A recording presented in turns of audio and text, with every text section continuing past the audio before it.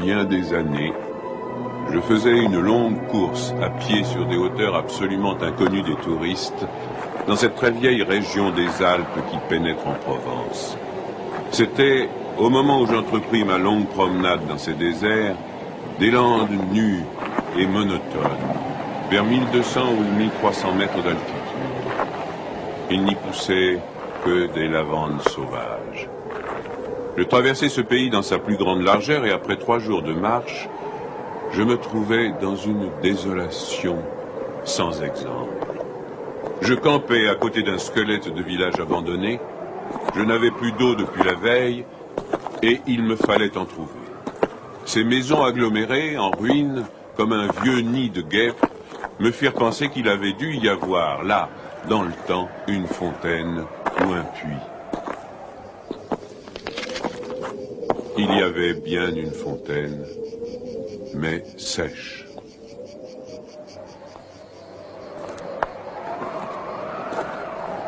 Les 5 à 6 maisons, sans toiture, rongées de vent et de pluie, la petite chapelle au clocher écroulé, étaient rangées comme le sont les maisons et les chapelles dans les villages vivants, mais toute la vie avait disparu. C'était un beau jour de juin, avec un grand soleil, mais sur ces terres sans abri et hautes dans le ciel, le vent soufflait avec une brutalité insupportable. Ces grondements dans les carcasses des maisons étaient ceux d'un fauve dérangé dans son repas. Il me fallut lever le camp.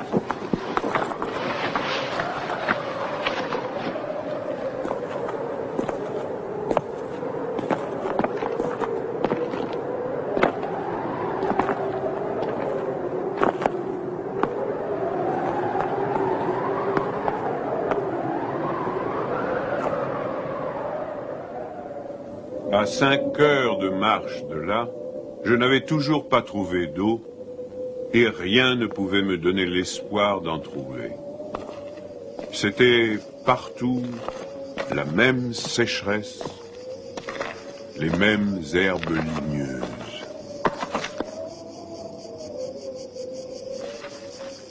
Il me sembla apercevoir, dans le lointain, une petite silhouette noire, debout. Je la pris pour le tronc d'un arbre solitaire. À tout hasard, je me dirigeai vers elle. C'était un berger. Une trentaine de moutons, couchés sur la terre brûlante, se reposaient près de lui. Il me fit boire à sa gourde.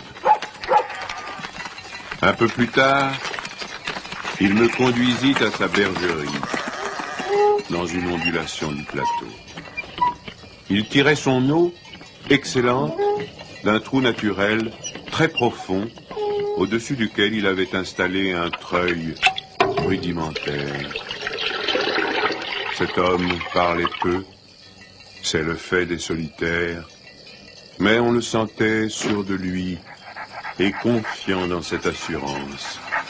C'était insolite dans ce pays dépouillé de tout. Il n'habitait pas une cabane, mais une vraie maison en pierre, où l'on voyait très bien comment son travail personnel avait rapiécé la ruine qu'il avait trouvée là, à son arrivée. Son toit était solide et étanche. Le vent qui le frappait faisait sur les tuiles le bruit de la mer sur les plages. Son ménage était en ordre, son parquet balayé, son fusil graissé. La soupe bouillait sur le feu. Je remarquai alors qu'il était aussi rasé de frais, que tous ses boutons étaient solidement cousus, que ses vêtements étaient reprisés avec le soin minutieux qui rend les reprises invisibles.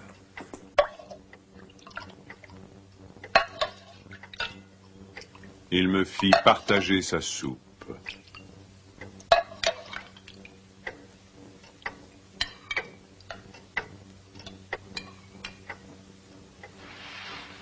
Comme après, je lui offrais ma blague à tabac, il me dit qu'il ne fumait pas. Son chien silencieux comme lui, était bienveillant, sans bassesse.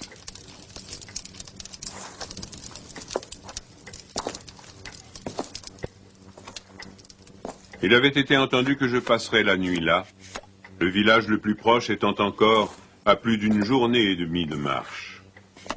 Je connaissais parfaitement le caractère des rares villages de cette région. Il y en a 4 ou 5, dispersés, loin les uns des autres, sur les flancs de ces hauteurs, dans les taillis de chênes blancs, à la toute extrémité des routes carrossables. Ils sont habités par des bûcherons qui font du charbon de bois. Ce sont des endroits où l'on vit mal. Les familles, serrées les unes contre les autres, dans ce climat qui est d'une rudesse excessive, aussi bien l'été que l'hiver, exaspèrent leur égoïsme en vase clos. L'ambition irraisonnée s'y démesure. Dans le désir continu de s'échapper de cet endroit, les hommes vont porter leur charbon à la ville, puis retournent. Les plus solides qualités craquent sous cette perpétuelle douche écossaise. Les femmes mijotent des rancœurs. Il y a concurrence sur tout, aussi bien pour la vente du charbon de bois que pour le banc à l'église, pour les vertus qui se combattent entre elles, pour les vices qui se combattent entre eux, et pour la mêlée générale des vices et des vertus sans repos. Par là-dessus, le vent également sans repos irrite les nerfs. Il y a des épidémies de suicide et de nombreux cas de folie, presque toujours meurtrières.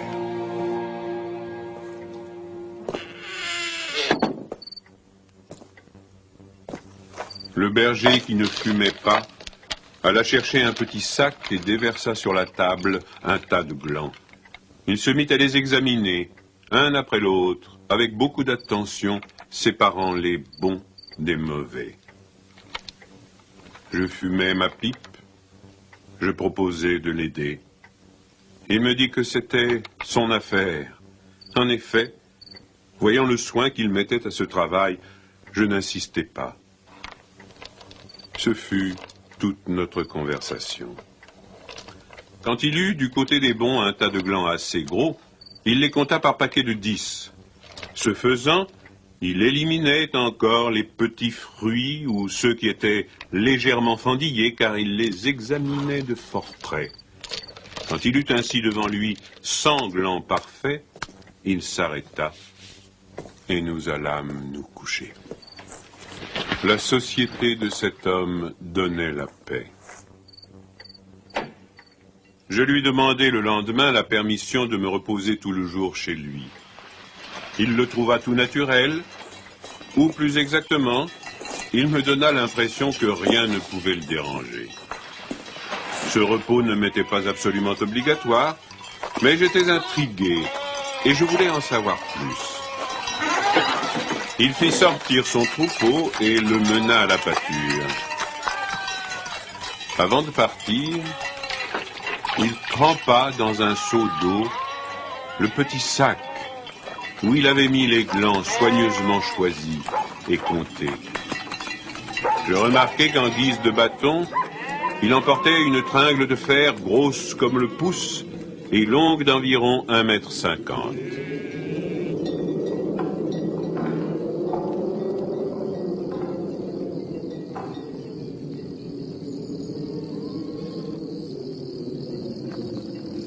Je fis celui qui se promène en se reposant, et je suivis une route parallèle à la sienne. La pâture de ces bêtes était dans un fond de combe. Il laissa le petit troupeau à la garde du chien et monta vers l'endroit où je me tenais. J'eus peur qu'il vînt pour me reprocher mon indiscrétion, mais pas du tout. C'était sa route, et il m'invita à l'accompagner si je n'avais rien de mieux à faire. Il allait à 200 mètres de là, sur la hauteur.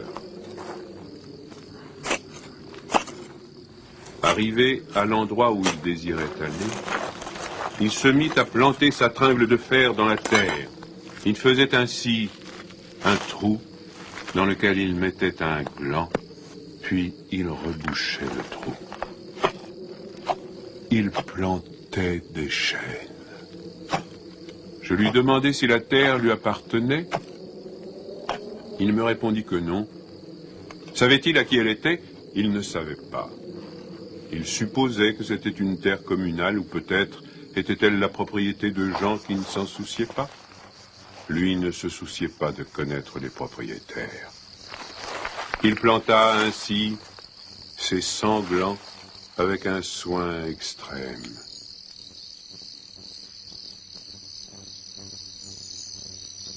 Après le repas de midi, il recommença à trier sa semence. Je mis, je crois, assez d'insistance dans mes questions, puisqu'il y répondit. Depuis 3 ans, il plantait des arbres dans cette solitude. Il en avait planté 100 000. Sur les 100 000, 20 000 étaient sortis. Sur ces 20 000, il comptait encore en perdre la moitié du fait des rongeurs ou de tout ce qu'il y a d'impossible à prévoir dans les desseins de la Providence. Restaient 10 000 chênes qui allaient pousser dans cet endroit où il n'y avait rien auparavant. C'est à ce moment-là que je me souciais de l'âge de cet homme. Il avait visiblement plus de 50 ans. 55, me dit-il. Il s'appelait Elzéar Bouffier. Il avait possédé une ferme dans les plaines. Il y avait réalisé sa vie. Il avait perdu son fils unique, puis sa femme. Il s'était retiré dans la solitude où il prenait plaisir à vivre lentement avec ses brebis et son chien. Il avait jugé que ce pays mourrait par manque d'arbres. Il ajouta que n'ayant pas d'occupation très importante, il avait résolu de remédier à cet état de choses. Mon jeune âge me forçait à imaginer l'avenir en fonction de moi-même et d'une certaine recherche du bonheur. Je lui dis que dans 30 ans, ces 10 000 chênes seraient magnifiques. Il me répondit très simplement que si Dieu lui prêtait vie, dans 30 ans, il en aurait planté tellement d'autres que ces 10 000 seraient comme une goutte d'eau dans la mer. Il étudiait déjà la reproduction des hêtres et il en avait près de sa maison une pépinière issue des faînes. Les sujets qu'il avait protégés de ses moutons étaient de toute beauté. Il pensait également à des bouleaux pour les fonds où, me dit-il, une certaine humidité dormait à quelques mètres de la surface du sol. Nous nous séparâmes le lendemain. L'année d'après, il y eut la guerre de 14 dans laquelle je fus engagé pendant 5 ans. Un soldat d'infanterie ne pouvait guère y réfléchir à des arbres.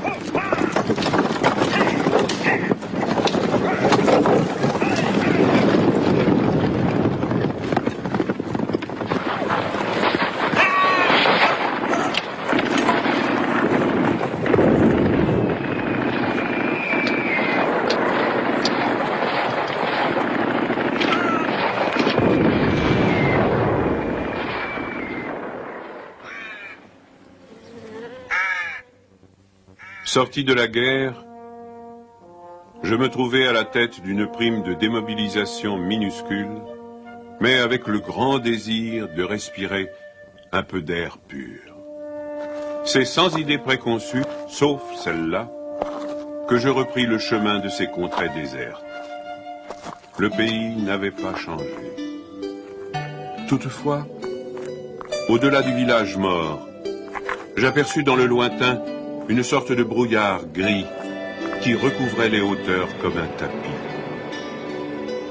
Depuis la veille, je m'étais remis à penser à ce berger planteur d'arbres. 10 000 chênes, me disais-je, occupent vraiment un très large espace. J'avais vu mourir trop de monde pendant 5 ans pour ne pas imaginer facilement la mort d'Elzéar Bouffier.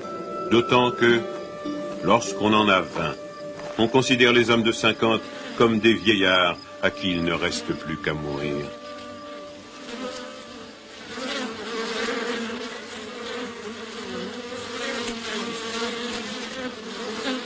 Il n'était pas mort. Il avait changé de métier.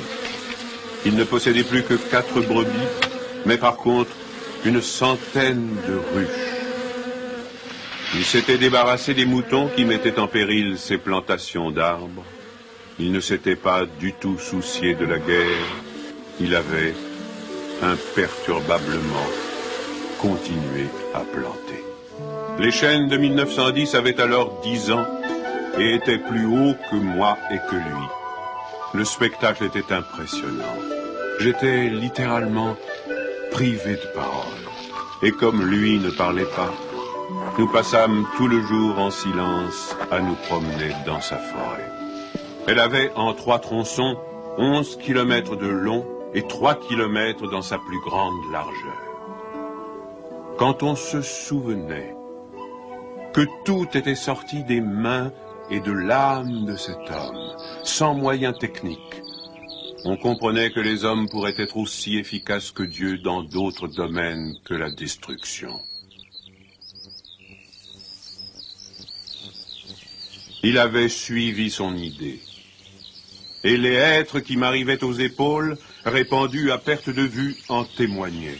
Les chênes étaient drus et avaient dépassé l'âge où ils étaient à la merci des rongeurs. Quant au dessein de la Providence elle-même, pour détruire l'œuvre créée, il lui faudrait avoir désormais recours au cyclone. Il me montra d'admirables bosquets de bouleaux qui dataient de 5 ans, c'est-à-dire de 1915, de l'époque où je combattais à Verdun. Il leur avait fait occuper tous les fonds où ils soupçonnaient, avec juste raison, qu'il y avait de l'humidité presque à fleur de terre. Ils étaient tendres comme des adolescents et très décidés. La création avait l'air d'ailleurs de s'opérer en chaîne. Il ne s'en souciait pas. Il poursuivait obstinément sa tâche, très simple. Mais, en redescendant par le village, je vis couler de l'eau dans des ruisseaux qui, de mémoire d'homme, avaient toujours été à sec. C'était la plus formidable opération de réaction qu'il m'ait été donné de voir. Ces ruisseaux secs avaient jadis porté de l'eau dans des temps très anciens. Certains de ces villages tristes dont j'ai parlé au début de mon récit s'étaient construits sur les emplacements d'anciens villages gallo-romains dont il restait encore des traces, dans lesquels les archéologues avaient fouillé et ils avaient trouvé des hameçons à des endroits où, au XXe siècle, on était obligé d'avoir recours à des citernes pour avoir un peu d'eau. Le vent aussi dispersait certaines graines. En même temps que l'eau réapparut, réapparaissaient les saules, les osiers, les prés, les jardins, les fleurs et une certaine façon de vivre. Mais la transformation s'opérait si lentement qu'elle entrait dans l'habitude sans provoquer d'étonnement. Les chasseurs qui montaient dans les solitudes à la poursuite des lièvres ou des sangliers avaient bien constaté le foisonnement des petits arbres, mais ils l'avaient mis sur le compte des malices naturelles de la terre. C'est pourquoi personne ne touchait à l'œuvre de cet homme. Si on l'avait soupçonné, on l'aurait contrarié. Il était insoupçonnable. Qui aurait pu imaginer, dans les villages et les administrations, une telle obstination dans la générosité la plus magnifique?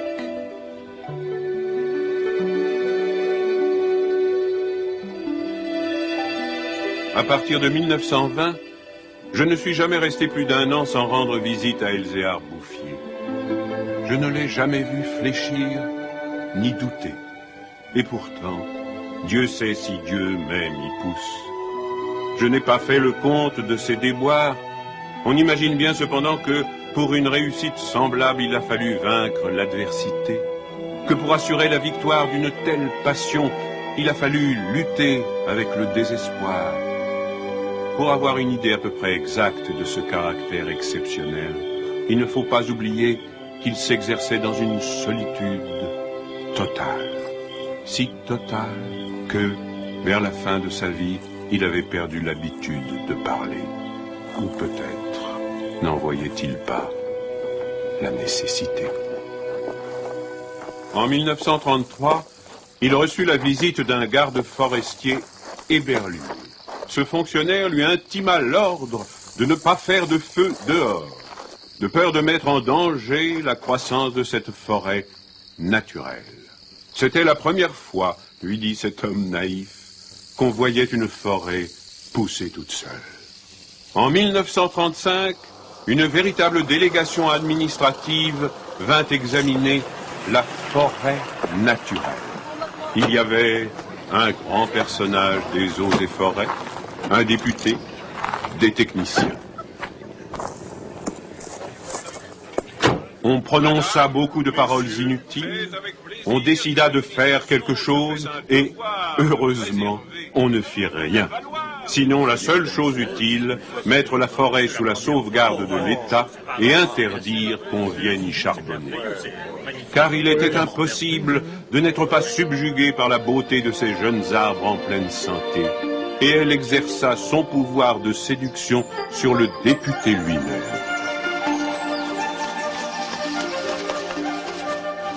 J'avais un ami parmi les capitaines forestiers qui était de la délégation. Je lui expliquai le mystère. Un jour de la semaine d'après, nous allâmes tous les deux à la recherche d'Elzéar Bouffier. Nous le trouvâmes en plein travail, à 20 kilomètres de l'endroit où avait eu lieu l'inspection. Ce capitaine forestier n'était pas mon ami pour rien. Il connaissait la valeur des choses. J'offris les quelques œufs que j'avais apportés en présent.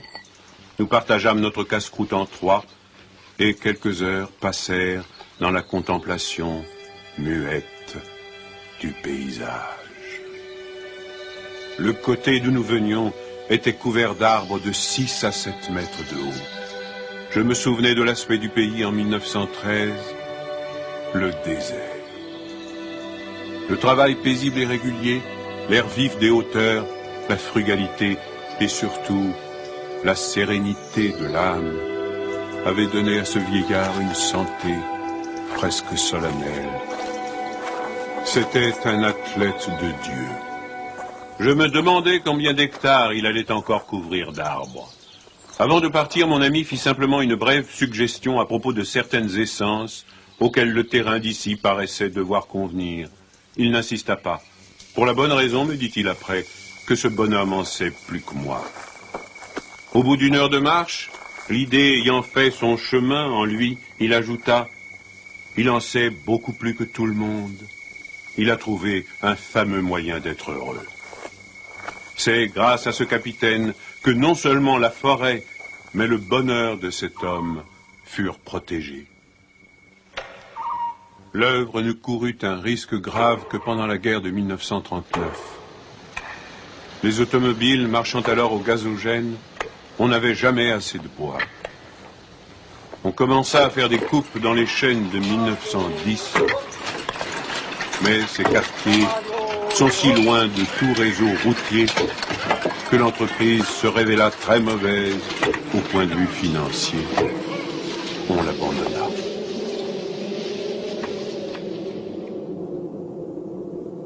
Le berger n'avait rien vu. Il était à 30 kilomètres de là, continuant paisiblement sa besogne, ignorant la guerre de 39, comme il avait ignoré la guerre de 14. J'ai vu Elzéar Bouffier pour la dernière fois en juin 1945. Il avait alors 87 ans. J'avais donc repris la route du désert, mais maintenant, malgré le délabrement dans lequel la guerre avait laissé ce pays, il y avait un car qui faisait le service entre la vallée de la Durance et la montagne. Je mis sur le compte de ce moyen de transport relativement rapide le fait que je ne reconnaissais plus les lieux de mes premières promenades. J'eus besoin d'un nom de village pour conclure que j'étais bien cependant dans cette région jadis en ruine et désolée.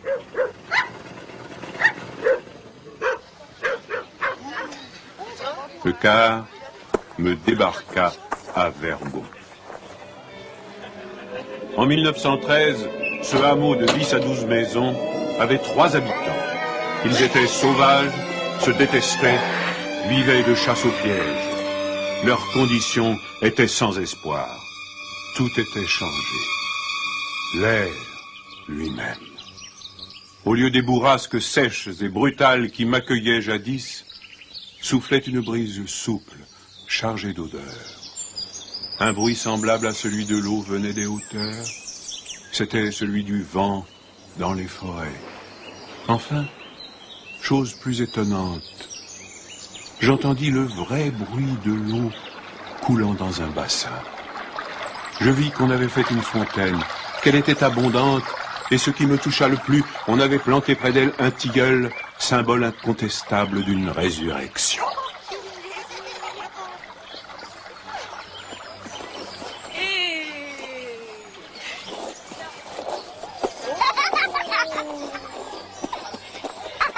Par ailleurs, Vergon portait les traces d'un travail pour l'entreprise duquel l'espoir est nécessaire. L'espoir était donc revenu. On avait déblayé les ruines, abattu les pans de murs délabrés. Les maisons neuves, crépies de frais, étaient entourées de jardins potagers où poussaient, mélangés mais alignés, les légumes et les fleurs, les choux et les rosiers, les poireaux et les gueules de loup, les céleris et les anémones. C'était désormais un endroit où l'on avait envie d'habiter. À partir de là, je fis mon chemin à pied. La guerre dont nous sortions à peine n'avait pas permis l'épanouissement complet de la vie, mais Lazare était hors du tombeau. Sur les flancs abaissés de la montagne, je voyais de petits champs d'orge et de seigle en herbe. Au fond des étroites vallées, quelques prairies verdissaient.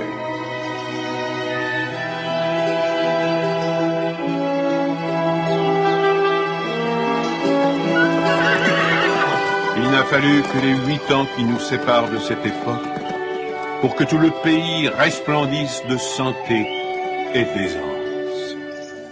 Sur l'emplacement des ruines que j'avais vues en 1913, s'élèvent maintenant des fermes propres, bien crépies, qui dénotent une vie heureuse et confortable.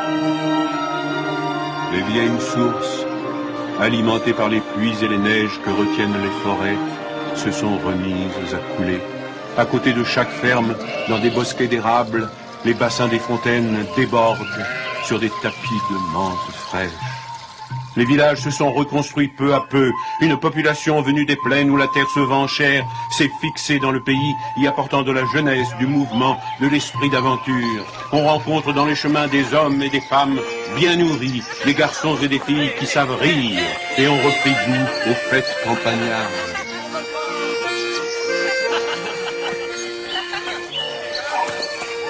Si on compte l'ancienne population, méconnaissable depuis qu'elle vit avec douceur, et les nouveaux venus, plus de 10 000 personnes doivent leur bonheur à Elzéar Bouffier. Quand je pense qu'un homme seul, réduit à ses simples ressources physiques et morales, a suffi pour faire surgir du désert ce pays de Canaan, je trouve que malgré tout, la condition humaine est admirable. Mais, quand je fais le compte de tout ce qu'il a fallu de constance dans la grandeur d'âme et d'acharnement dans la générosité pour obtenir ce résultat, je suis pris d'un immense respect pour ce vieux paysan sans culture qui a su mener à bien cette œuvre digne de Dieu. Elzéar Bouffier est mort paisiblement en 1947 à l'hospice de Banon.